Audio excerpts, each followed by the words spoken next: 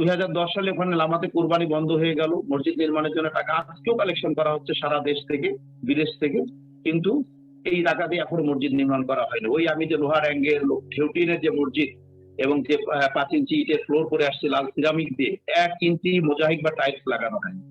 এই জিনিসগুলো এখনো চলছে। আমাদের ফাউন্ডেশনের নির্বাহী কেন্দ্রীয় নির্বাহী যে মিটিংটা হয়, সেখানে সারা দেশ থেকে মাটির ব্যাংক থেকে বা মানে বিভিন্ন ক্ষেত্র থেকে কত আয় হয় এবং কত ব্যয় হয় তার একটা পরিসংখ্যান দেওয়া হয়।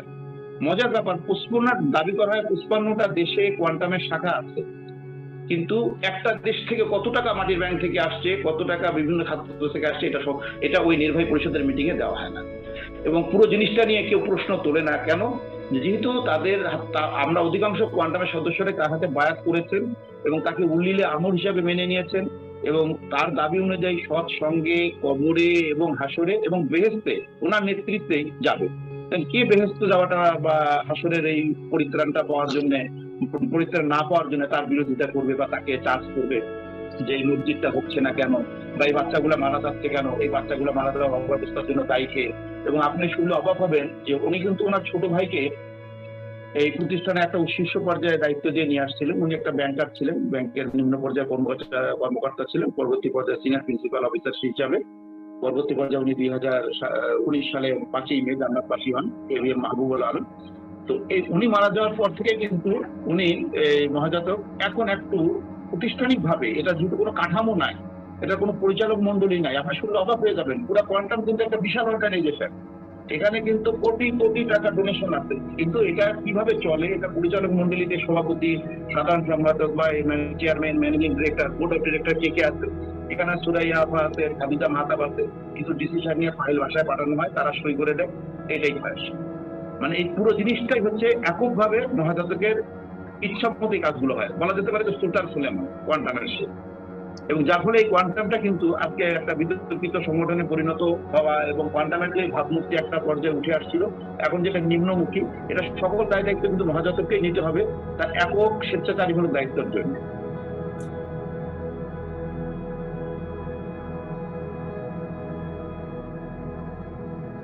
লামাতে আমাদের ওইখানে হচ্ছে কি একটা ওই পাহাড়ি যে ঝর্ণা বা ঝিরি থাকে, দুই পাহাড়ের মাঝখান থেকে প্রবহমান জলের ধারাটাকে আঞ্চলিক ভাষায় বলা হয় ঝিরি। আর আমরা ওইটার নাম দিয়েছিলাম হচ্ছে, যারা লামাতে ভিজিট করতে যেতেন তাদেরকে আমরা ওইখানে ঝিরিটার ওইখানে নিয়ে যেতাম। ওখানে একটু গভীর একটা গর্ত ছিল, যে ওখানে যে কোনো নিয়ত করে ডুব দিলে আল্লাহ পাক সেই নিয়তটা কবুল করবে। আর ওইখানকার আয়রন মিশ্রিত কাদা দিয়ে যদি আপনি গায়ে একটু মাখামাখি করেন তাহলে বিভিন্ন চর্মরোগের উপশম হবে। এটা আমরা প্রচার করতাম ওনার নির্দেশনা, এটা সঠিক। তাহলে উনি কি এই নির্দেশনা এখনো জারি রেখেছেন? হ্যাঁ, এখনো জারি আছে। এবং ওইখানে আপনাকে এরকমও বলা হয় যে আপনি ঢাকা থেকে মৌন হয়ে যাবেন, ওইখানে স্থানীয় কোনো স্টাফ, কোনো বাচ্চা, কোনো কারোর সাথে কথা বলতে পারবেন না, যা দেখবেন লিখিত রিপোর্ট করবেন এবং যে নিয়তে যাবেন সেই নিয়তটা আপনার হবে।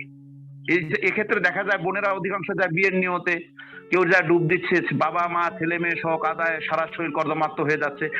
আপনি শুনলে অবাক হবেন, আমি কিন্তু এই জিনিসগুলো কখনোই বিশ্বাস করতাম না, বাট আমি বিরোধিতাও করতাম না। আচ্ছা, আমি কিন্তু ওনার সাথে একক যখন কথা বলতাম, আপনি আমাদের ওখানে একটা আরোগ্যশালা নামে একটা জায়গা আছে, সেখানকার পানি পান করলে পেটের পীড়া বা বিভিন্ন অসুখ বিসুখ ভালো হয়ে যাবে। ওই পানির সাথে যদি আপনি নতুন পানি সংমিশ্রণ করেন, সেই পানিটাও মানে নিরাময়ের একটা ঔষধের পরিণত হবে। এই আরোগ্যশালাটা কিন্তু আমার হাত দিয়ে নির্মাণ করা, 7,000 টাকা করে একরে আমি এই জায়গাগুলো কিনেছি। নিচে ডিপ টিউব একটা মানে শ্যালো টিউবওয়েল বোরিং করে ওইখান থেকে পানি তুলে, সে শুষ্ক মৌসুমে ওই জায়গাটা শুকায় যায়, ডিপ টিউবওয়েলের পানিটা তুলে একটা ট্যাঙ্কিতে রাখা হয়। সেখান থেকে আমরা একটা প্লাস্টিকের ট্যাঙ্কিতে রাখি, সেই প্লাস্টিকের ট্যাঙ্কি থেকে পানিগুলো আপনার ট্যাপ দিয়ে খুলে 5 লিটার 1 লিটার করে সারা দেশে লোকেরা যখন ওখানে যায়, এক একটা লামাত সাফারিতে 4 বাস 5 বাস প্রায় 200-250 মেহমান যায়, তারা 2 লিটার 3 লিটার করে এই পানিগুলো নিয়ে এসে বাসায় নিয়ে এসে তারা পান করতেছে। কেন? যেটা দ্বারা তারা নিরাময় হবে। কিন্তু এই পানিটার যে মানে কোন জায়গায় গভীরে মানে ডিপ টিউবওয়েলটা বসানো, এটা আমার নিজের হাত দিয়ে বসানো।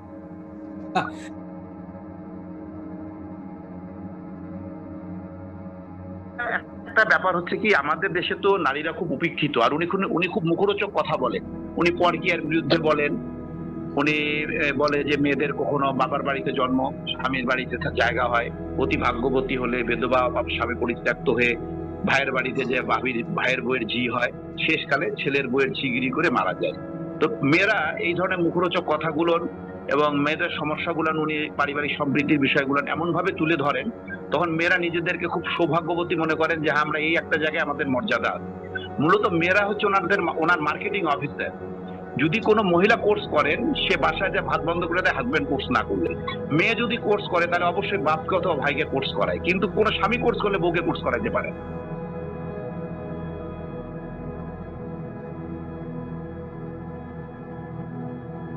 আমি যতদিন পাহাড়ে ছিলাম, দখলটার বিষয়টা আপনাকে আমি খুব ক্লিয়ার বলি, সেটা হচ্ছে যে ওইখানে 98% জমি আমার হাত দিয়েই কেনা। দখলটা হচ্ছে কি, পাহাড়ে তো জমির শেষ নাই। তো আমি 5 একর জমি কিনলাম, আপনি 7 একরে ভোগ দখলে আছেন, আমি 5 একরের টাকা দিয়ে তো আপনার দখলে পুরো জায়গাটাই নিচ্ছি। সেক্ষেত্রে কিন্তু আমি 2 একর দখল করছি না, কারণ আপনি পূর্বে দখলে ছিলেন সেটাই আমি নিয়ে নিচ্ছি। সিস্টেমটা এরকম। ইদানিং যে জিনিসটা দেখা গেছে, লাম্বাখোলা মসজিদ, মাদ্রাসা এবং কবরস্থানের যে জায়গাটা নিয়ে ওনাকে আসামি করে 1 নম্বর অভিযুক্ত করে মামলা করা হয়েছে, সেটা হচ্ছে যে ওই জমিটা ছিল মূলত যার, এক মহিলা তার বাবার নাম জালিয়াতি করে সেম নাম জমাবন্দি তুলে ওই মৃত ব্যক্তির মেয়ে সেজে কোয়ান্টামের কাছে বিক্রি করেছে। কিন্তু কোয়ান্টামের দায়িত্বশীল যারা ক্রয় করেছে তারা বিষয়টা জানতো যে এই মেয়ের প্রকৃত বাবা উনি না, কারণ ওই মেয়ের প্রকৃত বাবার বাড়ি বাঁশখালী নয়, আর ওই লোকের বাড়ি হচ্ছে বাঁশখালী। তার ছেলেরাও আসছে, এসে মহাজাতককে 1 নম্বর অভিযুক্ত করে লামায় মামলা করেছে এবং এটি মামলা এখন চলমান আছে। এইরকম কিছু ঘটনা আমি চলে আসার পর হয়েছে, কিন্তু আমি থাকা অবস্থায় আমি এই ধরনের কাজ করিনি। আমি কাগজ দেখতাম, কাগজ না হলে হেডম্যানের সাথে যোগাযোগ করতাম।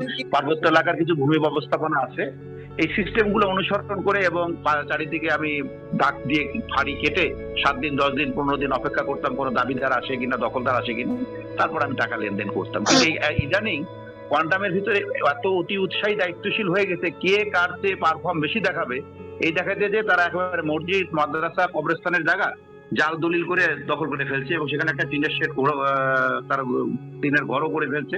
স্থানীয় লোকদের সাথে এটা নিয়ে সমস্যা হচ্ছে। তো লামা ইউনুস স্যার মনে হয় ওখানে তদন্ত করার জন্য আনসার অ্যাডজুটেন্ট সাহেবকে বা একজন দায়িত্বশীল সরকারি কর্মকর্তাকে পাঠিয়েছিলেন। আমি ঠিক ওইভাবে পাহাড়ে এখন যোগাযোগ রাখি না, তো পাহাড়ের লোকেরা আমার সাথে যোগাযোগ রাখে। তো আমি জিনিসটা এইভাবে শুনেছি আর কি, যে ওই মহিলার জাল দলিল করে তারা এই জায়গাটা তারা কবজা করার চেষ্টা করতে।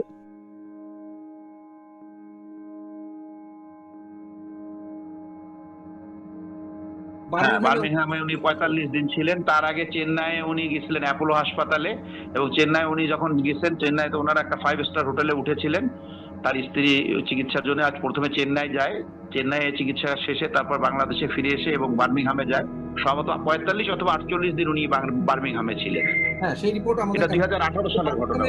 বার্মিংহামে উনি থাকাকালীন চিকিৎসা করিয়েছেন, সেই রিপোর্টও আমার কাছে আছে বিভিন্ন তথ্য থেকে।